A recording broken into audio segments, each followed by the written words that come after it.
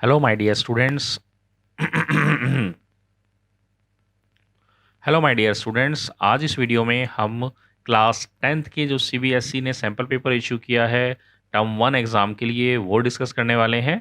किस किस पार्ट में से, किस बुक में से, किस चैप्टर में से कितना पोर्शन आ रहा है, कितने क्वेश्चंस पूछे जाएंगे, ये इसमें बताया गया है। और इसके अलावा आपके किस तरह के क्वेश्चंस आ सकते हैं, क्या पैटर्न रहेगा, वो भी यहाँ पर बताया गया है। तो इसको हम एक बार यहाँ पर रिवाइज़ करेंगे। सबसे इम्पॉर्टेंट चीज़ जो हमें यहाँ पर पता होनी चाहिए कि आपके पास कितनी मार्किंग कहाँ कवर की गई है। तो उसके लिए मैं आपको बता दूं, यहाँ पर आपके टोटल ये 25 मार्क्स का जो है आपका रहने वाला है टर्म 1 का पेपर, और इसके लिए आपको 60 मिनट्स मिलेंगे इसको अटैम्प्ट करने के लिए। इसमें बेसिकली दो बुक्स में से आएगा। आपका पार्ट ए पोर्शन जो है आपका एम्प्लॉयबिलिटी स्किल वाली बुक में से आएगा, और पार्ट बी आपका जो मेन आपकी सब्जेक्ट बुक है आईटी वाली, उसमें से आएगा। एम्प्लॉयबिलिटी स्किल बुक में से आपके पहले 3 चैप्टर आएंगे टर्म 1 में, communication skills, self management skill और आईसीटी स्किल्स। 2 मार्क्स के तीनों में से क्वेश्चन आएंगे। टोटल 6 क्वेश्चन होंगे, जिसमें से आपको कोई भी 5 अटैम्प्ट करने हैं। तो ये आपकी जो है एम्प्लॉयबिलिटी स्किल वाली बुक का पोर्शन हो गया। और सब्जेक्ट स्पेसिफिक यानी आपकी आईटी की जो बुक है, उसमें से भी आपके जो है पहले 3 चैप्टर्स आएंगे, डिजिटल डॉक्यूमेंटेशन, इलेक्ट्रॉनिक स्प्रेडशीट और डेटाबेस मैनेजमेंट सिस्टम। इसमें से टोटल आपके 27 क्वेश्चंस आएंगे, जिसमें से आपने कोई भी 20 अटैम्प्ट करने हैं। तो इस चीज़ का आपने थोड़ा सा ध्यान रखना है कि चॉइस जितनी आपको मिली है उसमें से जितने क्वेश्चन कहे गए हैं उतने ही क्वेश्चन आपने अटैम्प्ट करने हैं। तो एक बार इसका अगर हम सैंपल लें कि किस तरह के क्वेश्चंस आएंगे, तो पहले अगर हम देखें सेक्शन ए के अंदर आपसे पूछा हुआ है फर्स्ट क्वेश्चन में, that dash feedback is specific information in the form of written document or verbal conversation that help the learner understand what she or he needs to do in order to improve. अगर आप अपने आप को improve करना चाहते हैं, उस purpose से जो है आप कोई फीडबैक ले रहे हैं जिसमें आप स्पेसिफिक इन्फॉर्मेशन लेना चाहते हैं ज़्यादा डिटेल में, तो वो जो आपका फीडबैक कहलाता है उसको बोलते हैं हम डिस्क्रिप्टिव फीडबैक। इसी तरीके से a communication is use of body language. किस कम्युनिकेशन में हम बॉडी लैंग्वेज, गेस्चर और फेशियल एक्सप्रेशंस का यूज़ करते हैं कोई इन्फॉर्मेशन एक दूसरे से दूसरे यूज़र को पहुंचाने के लिए। तो इस तरह के कम्युनिकेशन को हम बोलते हैं नॉन वर्बल, जिसमें हम शब्दों का इस्तेमाल करके किसी तरह के बॉडी लैंग्वेज या संकेतों का इस्तेमाल करते हैं। क्वेश्चन नंबर 3 है, इसमें Sonika gets up to 6 AM and goes for her hobby classes. वो सोनिका 6 बजे उठ के अपनी हॉबी क्लासेस के लिए जाती है। Then she came back home and finishes her homework. वापस आके अपना होमवर्क फिनिश करती है। Then go to school, she does all work by herself. वो अपना सारा काम करती है। No one tell her to do so. उसको कोई नहीं कहता है। This is called self motivation. वो खुद मोटिवेट है ये सब काम करने के लिए, उसको कोई नहीं कह रहा है, वो फिर भी ये सब काम कर रही है। इसको सेल्फ मोटिवेशन बोलते हैं। A high expectation from self can leave one with chronic anxiety and stress, thus leading to dash stress। अगर आप अपने से बहुत ज़्यादा एक्सपेक्टेशन रखते हैं और उसकी वजह से आपको एनग्जाइटी यानी घबराहट और स्ट्रेस फील होता है, तो उसको बोलते हैं मेंटल स्ट्रेस, जो हमें नहीं लेना चाहिए बिल्कुल भी। क्वेश्चन नंबर 5 है, dash operating system is a computing environment that react to input within specific period of time. बहुत हाई स्पेसिफिक टाइम पीरियड में अगर काम करने के लिए सिस्टम बनाया जा रहा है, तो उसको रियल टाइम ऑपरेटिंग सिस्टम बोलते हैं। जहाँ पर टाइम बहुत क्रिटिकल होता है, वहाँ पर इसका यूज़ किया जाता है। पर वन यहाँ पर मिली सेकेंड्स की भी डिले जो है वो नुकसान कर सकते हैं ज़्यादा, तो वहाँ पर real time operating system use होते हैं। Identify the measure to protect computer from threats and viruses. हमें हमें जो थ्रेट और वायरसेस हैं उससे हम बचाने के लिए क्या यूज़ करते हैं, तो उसके लिए हम एंटीवायरस यूज़ करते हैं। अब हम आते हैं सेक्शन बी की तरफ, जिसमें हमारे मेन क्वेश्चंस पूछे गए हैं सब्जेक्ट बुक में से।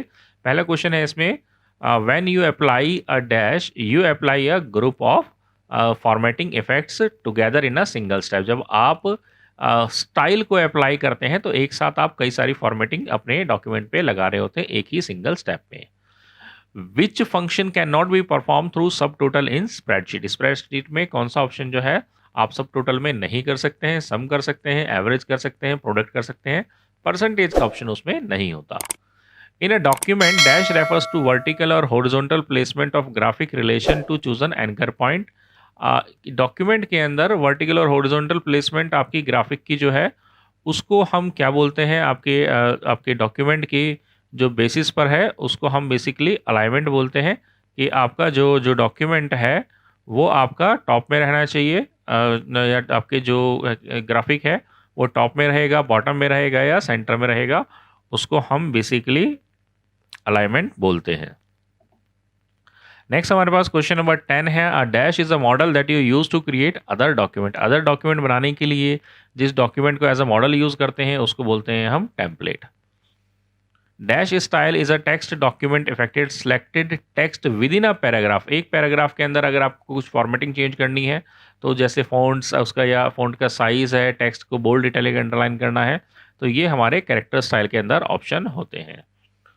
To repeat the graphic across the entire background we need to select the option in word processor. Word processor में अगर आप कोई इमेज जो है पूरे डॉक्यूमेंट में रिपीट करके लगाना चाहते हैं और स्ट्रेच नहीं करना चाहते उसको, तो हम टाइल ऑप्शन का यूज़ करते हैं उसमें। इसी तरीके से scenario are the tools to test what if questions. What if questions के लिए हम सिनेरियो का यूज़ करते हैं। क्वेश्चन नंबर 14 है, dash is a particularly useful when creating a watermark or when wrapping the image in the background in the document. जब हमें watermark की तरह यूज़ करना होता है तब हम ट्रांसपेरेंसी इफेक्ट का यूज़ करते हैं। क्वेश्चन नंबर 15 है, it refers to a cell or a range of cell on a worksheet and can be use to find the value or data that you want formula to calculate. अगर आप फार्मूले के through कुछ calculate करना चाहते हैं जिसमें आप एक सेल या एक से ज़्यादा सेल को का यूज़ कर रहे हैं, तो उस चीज़ को हम बोलते हैं सेल रेफरेंस, जिसमें हम A1 से A2 तक या B1 से लेके G5 तक इस तरह के जो नंबर्स देते हैं, रेंज बताते हैं, तो उसको हम सेल रेफरेंस बोलते हैं। Dash total adds the data arrange in array that is a group of cell with labels for columns rows which step one must should follow before using subtotal option. Subtotal option से use करने से पहले उसमें कौन सा option है हमारे पास जो हम डेटा को अरेंज करने के लिए एरे में यूज़ करते हैं, तो सब टोटल ऑप्शन ही है ये basically. A dash hyperlink contains full address of destination file और वेब पेज। वेब पेज में जहाँ पर या आपकी जो लिंक जो है पूरा जहाँ पर एड्रेस लिखा जाता है उसको हम बोलते हैं एब्सोल्यूट एड्रेस, जो स्टार्टिंग से लेकर एंड तक होता है उसको हम एब्सोल्यूट हाइपरलिंक बोलते हैं basically. Which of the following is more elaborate form goal seek. Goal seek को ज़्यादा स्पेसिफिक फॉर्म में आपने करना है, ज़्यादा एलेबोरेट फॉर्म में करना है, ज़्यादा ऑप्शंस के साथ करना है, तो वही ऑप्शंस आपको सॉल्वर ऑप्शन में मिलते हैं। गोल सीक में आप एक कंडीशन लगा सकते हैं और सॉल्वर ऑप्शन में आप मल्टीपल कंडीशन के बेस पर जो है कोई भी आपका जो है गोल अचीव करने का ऑप्शन आप चेक कर सकते हैं। इसी तरीके से क्वेश्चन नंबर 19 में पूछ रहा है, that means dash means combining data in a spreadsheet form from different worksheet into master worksheet. अगर आप अलग अलग शीट्स में से डाटा इकट्ठा करके एक शीट में लेना चाह रहे हैं तो उसको हम बोलते हैं कंसोलिडेट कर रहे हैं हम डाटा को, कंसोलिडेटिंग ऑप्शन होता है वो। क्वेश्चन नंबर 20 है, dash a dash link will stop working only if the target is moved. अगर टारगेट मूव करेंगे तो वो आपका काम नहीं करेगा, that is absolute. while a dash link will stop working only if the start and target location change relative to each other। अगर उनकी रिलेटिव पोजीशन दोनों ही चेंज हो जाए तो वो काम करने बंद कर देंगे, दैट इज रिलेटिव। तो पहला ऑप्शन आपका एब्सोल्यूट है और दूसरा रिलेटिव है। क्वेश्चन नंबर 21 है, database server are referred to as backend. Database servers को हम बैकएंड बोलते हैं। A table is a set of data element that is organized using a model of vertical. आपके टेबल के अंदर जो है जब हम टेबल बनाते हैं तो उसके अंदर आपके कॉलम्स और हॉरिजॉन्टल रोज होते हैं। क्वेश्चन नंबर 23 है, dash includes font alignment borders background number formats for example currency date numbers, ये सब आपके सेल स्टाइल्स में होते हैं।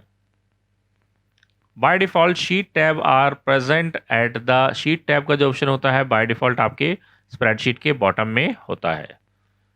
The cell reference in a spreadsheet for cell range B2 से लेके F15 तक की रेंज आपको शो करनी है, तो वो B2 कॉलन आपका F15 इस तरीके से शो किया जाता है कि B2 से लेके F15 तक को हम रेफर कर रहे हैं।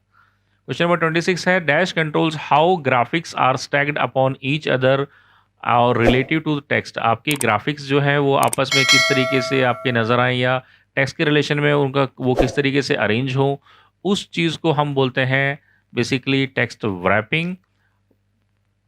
एंड कि आपका जो है ग्राफिक जो है वो आपके टॉप बॉटम में आए टेक्स्ट के, या आपके जो है वो इन लाइन आए उसके साथ में, या आपके बैक में आए, तो उस चीज़ को हम टेक्स्ट रैपिंग बोलते हैं। ये आपके डायरेक्ट क्वेश्चन थे सेक्शन सी में, थोड़े से आपके कॉम्पिटेंसी बेस्ड क्वेश्चंस हैं। ये भी मुश्किल नहीं है, आसान है, इनको भी एक बार देख लेते हैं। इनमें आपके जो है टोटल 6 क्वेश्चन में से आपने 5 क्वेश्चन अटैम्प्ट करने हैं। नाउ इसमें पहला क्वेश्चन है, question number 27, millennium university is organizing a reunion meet for their alumni student. एक यूनिवर्सिटी अपने स्टूडेंट्स के लिए एक रियूनियन प्लान कर रही है, and for this purpose university wants to send invite to all these students with their different addresses. वो अलग अलग उनके एड्रेसेस को उनको इन्विटेशन भेजना चाहती है। तो वर्ड प्रोसेसर का वो कौन सा ऑप्शन है जो यूनिवर्सिटी यूज़ कर सकती है इस टास्क को करने के लिए? इसके लिए बहुत अच्छा ऑप्शन आपके वर्ड प्रोसेसर में होता है मेल मर्ज, जिसमें हम एक बार अपना डॉक्यूमेंट लिख के कई सारे यूज़र्स को सेम एड्रेस के उनके अलग अलग एड्रेस के साथ मल्टीपल डॉक्यूमेंट्स बनाकर भेज सकते हैं। क्वेश्चन नंबर 28 है, Prisha is a book editor. Prisha एक बुक एडिटर है। She wants to change the indentation of all paragraph and change the font of all titles in the book, which features she should use to make is their task easy. वो आपके जो है book उसने लिखी है, but उसके अंदर वो इंडेंटेशन चेंज करना चाहती है पैराग्राफ में, और बुक में जो आपके टाइटल है उसका फॉन्ट चेंज करना चाहती है। तो उसके लिए कौन सा ऑप्शन जो है वो सुटेबल रहेगा? तो उसके लिए वो एक स्टाइल बनाकर उससे अगर अप्लाई करेंगे तो काम फास्ट हो जाएगा। क्वेश्चन नंबर 29 है, a Gaurav has inserted an image in a document. Gaurav ने एक इमेज इंसर्ट की है डॉक्यूमेंट में। He wants to remove the unwanted area. उस इमेज में कुछ एरिया ऐसा है जो वो रिमूव करना चाहता है। Which option of word processor he will use to complete. तो इस ऑप्शन किस ऑप्शन के थ्रू वो इस काम को करेगा? इसके लिए हमारे पास इमेज को क्रॉप करने का ऑप्शन होता है। Hema is a chartered accountant. Hema chartered accountant है। She use to maintain the accounts in a spreadsheet every day basis. हर डेली बेसिस पर वो अकाउंट्स की डिटेल जो है स्प्रेडशीट में मैनेज करती है। There are number of steps which she needs to follow every time. हर बार उसको कुछ सेम स्टेप्स परफॉर्म करने पड़ते हैं। Can you suggest her feature of spreadsheet through which she can perform these task quickly without repeating the steps every time. तो वो किस ऑप्शन का यूज़ करके अपना टाइम बचा सकती है कि उसको बार बार वो सेम स्टेप्स ना करने पड़े? तो इसके लिए हमारे पास मैक्रो ऑप्शन होता है, जिसमें हम सेम स्टेप्स को रिकॉर्ड कर सकते हैं और फिर उसको जब दोबारा प्ले करेंगे तो वही सेम स्टेप वो परफॉर्म कर देता है, बार बार हमें नहीं करने पड़ेंगे। क्वेश्चन नंबर 31 है, Raj has created a worksheet where he has added all the information of his employ. Raj ने एक वर्क स्प्रेडशीट बनाई है जिसमें उसने सारे एम्प्लॉयज़ की अपनी इन्फॉर्मेशन रखी है। He want every employee to go through the worksheet and update their address and phone number.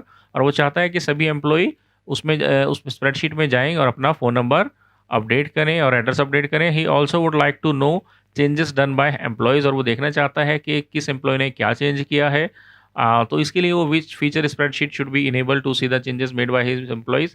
तो वो किस ऑप्शन के थ्रू कि क्या एम्प्लॉय ने क्या चेंज किया है वो कैसे चेक कर सकता है? तो इसके लिए जो ऑप्शन आपके स्प्रेडशीट में होता है that is track changes. Track changes on करके आप किसी को डॉक्यूमेंट देंगे तो जो भी चेंजेस होंगे वो उसको ट्रैक करता चला जाएगा, कमेंट्स में मिलते चले जाएंगे, आप उसमें देख सकते हो किसने क्या चेंज किया है। क्वेश्चन नंबर 32 है, Akshat want to store a huge amount of information about his firm in a database. Akshat बहुत बड़ा अमाउंट ऑफ इन्फॉर्मेशन अपनी कंपनी का एक डेटाबेस में रखना चाहता है। Which type of table organization would be most suitable. कौन सी जो है उसके लिए सबसे ज़्यादा सुटेबल रहेगी? तो उसके लिए रिलेशनल आपका सबसे ज़्यादा सुटेबल रहेगा। ज़्यादा बड़े डेटाबेस है तो उसके लिए रिलेशनल रहता है, छोटा मोटा है तो उसके लिए फ्लैट फाइल भी चल जाता है। क्वेश्चन नंबर 33 है, Sunita is making a project in a spreadsheet. Her friend has told her how to rename a spreadsheet as it will help her identify the worksheet data easily. Sunita ने एक project पे काम कर रही है स्प्रेडशीट में, और उसके फ्रेंड ने उसको बताया कि वो शीट को रीनेम कर सकती है जिससे उसको इजीली आइडेंटिफाई कर सके कि कौन सी शीट में क्या डेटा है। शी वॉज वेरी एक्साइटेड, वो बहुत एक्साइटेड है, and told the same to her brother. उसने उसको अपने ब्रदर को बताया। Her brother told her that in spreadsheet open of spreadsheet a worksheet can be renamed using 3 different ways. 3 तरीके से आप शीट को जो है रीनेम कर सकते हैं। उस पर डबल क्लिक करेंगे, वहाँ से भी चेंज कर सकते हैं नाम। राइट क्लिक करके आपका रीनेम का ऑप्शन आता है। इसके अलावा आप शीट मेन्यू में जाकर भी उसको रीनेम कर सकते हैं। तो ये 3 अलग अलग तरीके से आप एक शीट का नाम बदल सकते हैं। तो ये कुछ क्वेश्चंस हैं, होप आपको कुछ आइडिया अच्छा लग गया होगा कि किस तरह के क्वेश्चंस आने वाले हैं। आप अच्छे से इनको प्रिपेयर करेंगे। मैंने भी कुछ वीडियोस जो है आपके सैम्पल क्वेश्चंस की बनाई हैं, जो आप रेफ़र कर सकते हैं चैप्टर वाइज टर्म 1 के लिए, जिससे आपको पता लग जाएगा क्या क्या पॉसिबल क्वेश्चंस आ सकते हैं हर चैप्टर में से। तो आप उनको भी रेफ़र कीजिए, हेल्प लीजिए उनकी। इसके अलावा कहीं कोई डाउट है आप मुझसे पूछ सकते हैं कमेंट्स में। इस वीडियो में इतना ही। Thank you very much. मिलते हैं नेक्स्ट वीडियो में। Bye bye.